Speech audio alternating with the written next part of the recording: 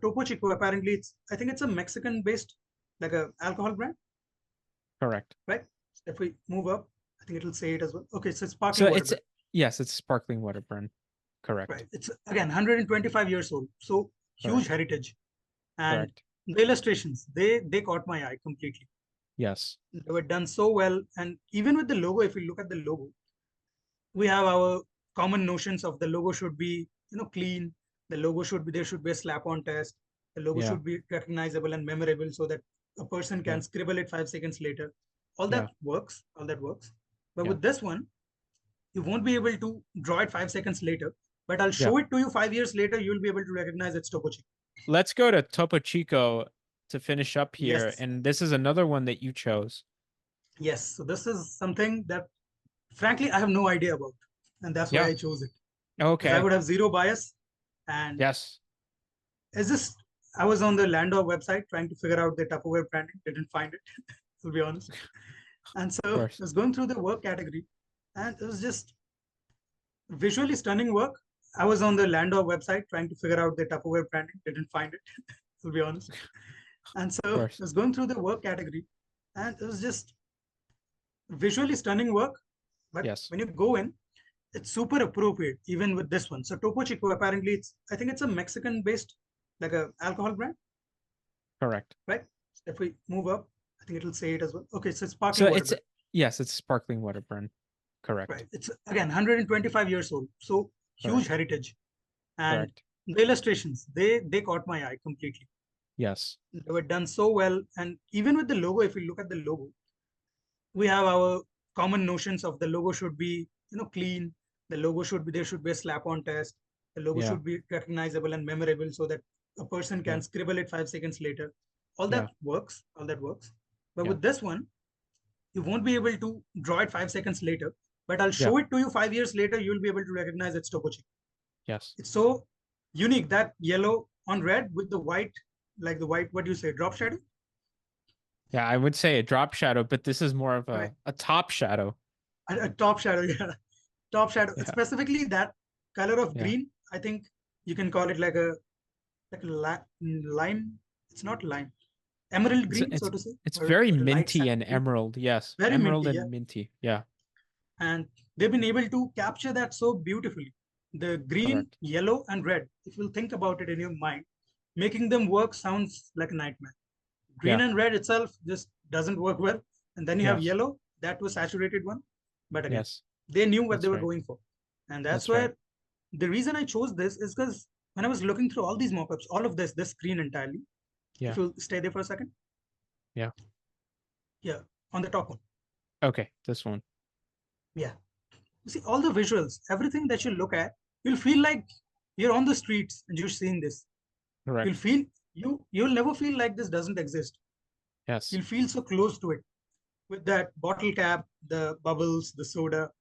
It feels refreshing, but it feels cultural. Correct. And they've been able to do that with the typography as well.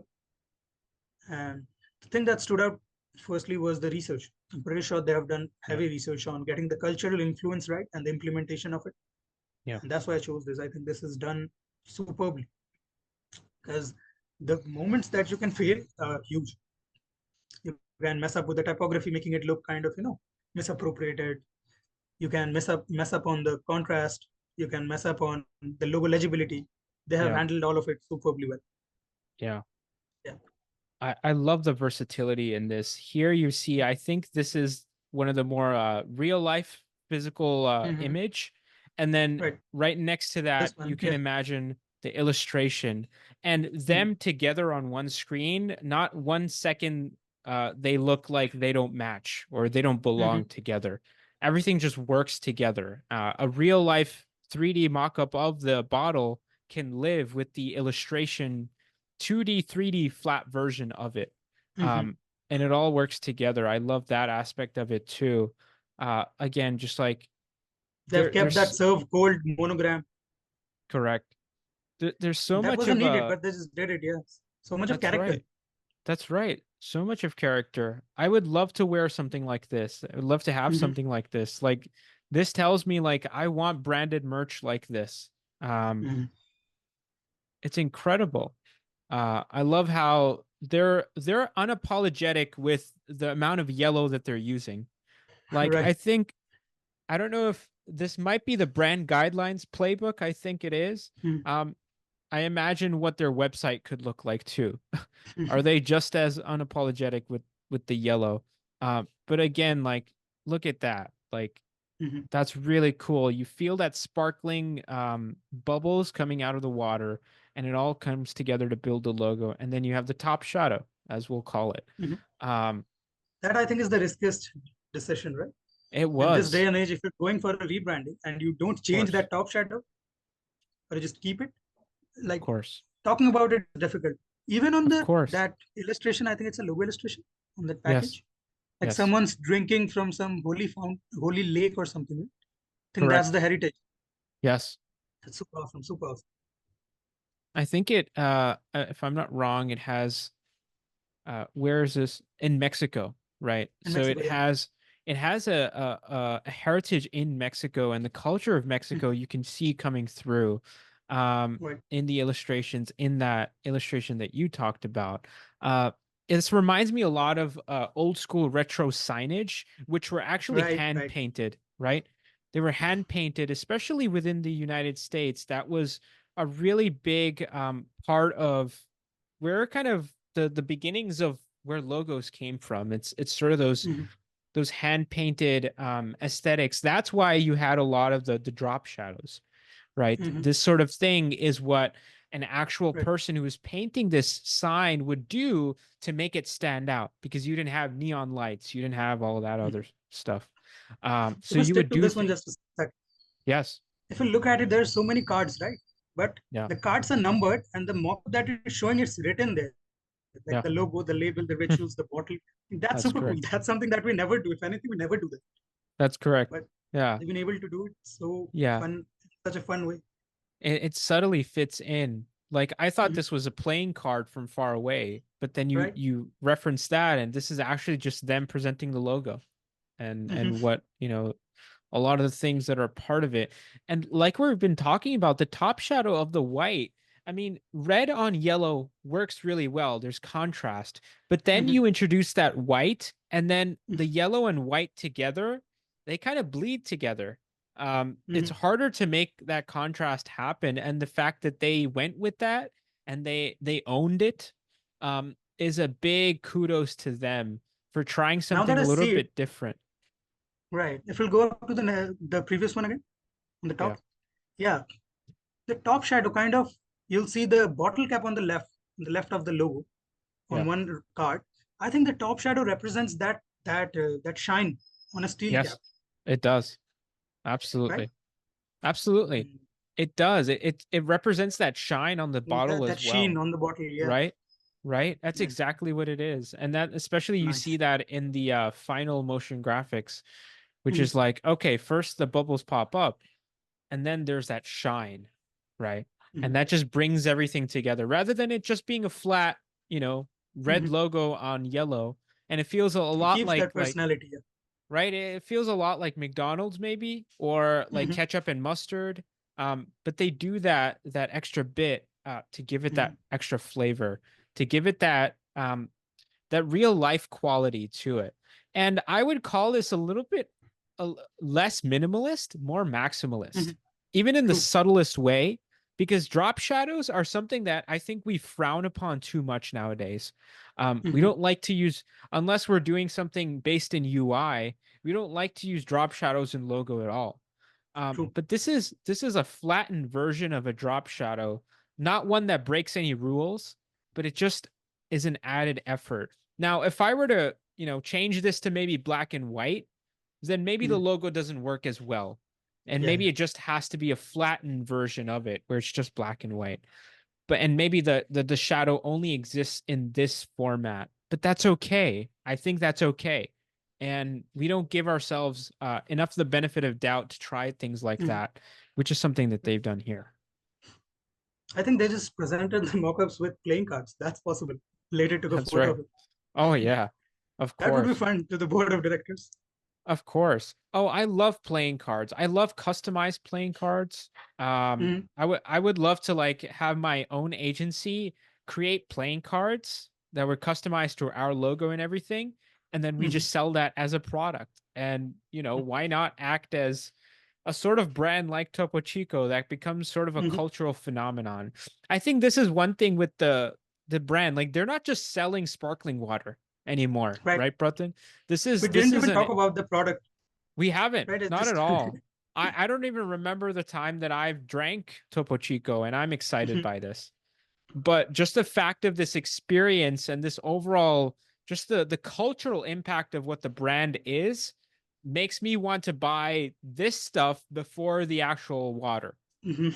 So that's funny enough. Like, look at all this. They have ice buckets. They have, they have coasters. They have everything. And, They're breaking so many rules as well, aprons as right? well. This one.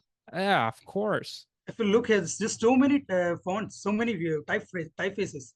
There's the Topo Yes, Chico logo, the special on premise, the numbers. that's right. But it works because Landor has been able to make it work. They probably work That's with right. hundreds of iterations, maybe That's more. right. That's right. That's right. Just looks again, making something look appropriate is super difficult. Yeah. Because there's no line, there's no clear line to follow. Yeah. And that's where big agencies shine. That's right. I really love this one. I wonder what the original logo was, and I don't think it was that different. Yeah. Right. So that's what it was originally. And obviously that needed an upgrade. And again, like, it's not like they changed the whole thing, right? Right. But they evolved it. This is another one of those evolution examples that are done really well. And these evolutions happen very well with like companies and brands that have been here for a long time. When you're on the startup end, then you have like a scrappy logo that someone on Fiverr just created really quickly. And then when you get that project on your plate and you're like, okay, what do I do with this now? Do I keep this original form, or do I just do something different? And that's always an important question to ask. I always like to evolve what was already there. And I think there's a really great quality to that, because that tells us that we're respecting the history of the brand, right? It's the same thing you shared in National Geographic, Decathlon as well. We're respecting the heritage that was already there. We're not trying to change anything, because over time as well, people get really involved and emotionally attached to these logos. And it becomes really expensive to change that, right? And to have them create new emotional attachment to a completely different symbol, completely different logo. Stuff like this only needs an evolution. And if you, Bratin, were to ask me, like, what is the price tag of this project? I don't know. I don't know what it was. But they paid that much to do this bit of change.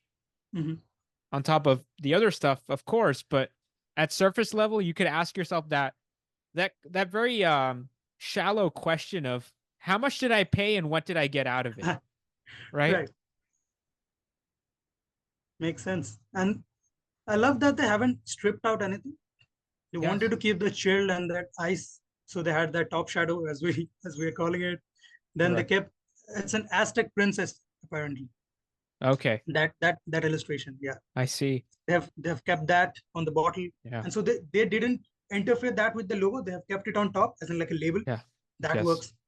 Again, so implementation and appropriateness, big agencies know how to crack it, and I think they do it based on, of course, their experience, but also, of course, with huge number of explorations, some petition. They will have focus groups. Those help. Correct. Yeah. But this is something that brand designers can get inspired by.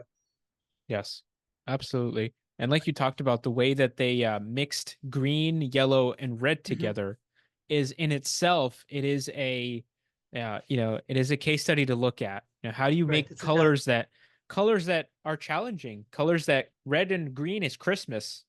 That's what I always think of. But using that within a brand aspect and not making it look like something completely different is a really challenging thing that they accomplished here. So,